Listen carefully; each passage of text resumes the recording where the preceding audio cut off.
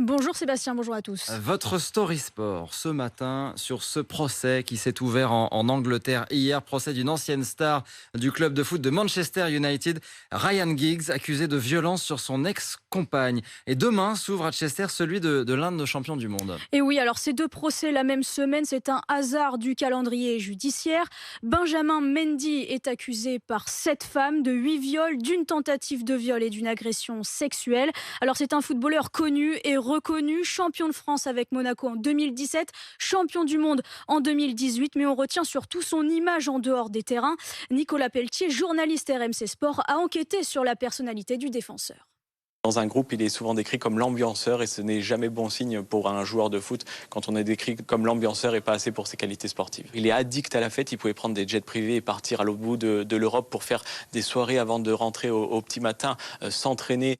Une vidéo avait justement circulé en 2019. On le voyait en boîte de nuit et le lendemain en conférence de presse, Pep Guardiola, son entraîneur à Manchester City, avait réagi en expliquant que le joueur faisait ce qu'il voulait et qu'il n'était pas son père. Alors son procès va se tenir pendant 6 semaines. Quelle est la défense de Benjamin Mendy? Alors le Français plaide non coupable. Il nie les chefs d'accusation, les 10 chefs d'accusation, et ses avocats ne souhaitent pas prendre la parole avant la fin de la procédure. On a donc très peu d'informations, mais en tout cas Benjamin Mendy n'a plus joué de match depuis août 2021 et Manchester City, qui l'a recruté pour plus de 61 millions d'euros en 2017, l'a suspendu dès le début de l'affaire. On avait tenté d'avoir quelques nouvelles auprès de Pep Guardiola, à l'époque au micro de RMC Sport.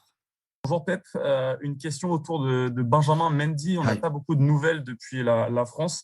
Est-ce que vous avez pu lui parler et comment vous jugez la situation dans laquelle vous êtes avec lui? Alors pas de réponse, un long silence avant que l'on demande aux journalistes de passer à une autre question.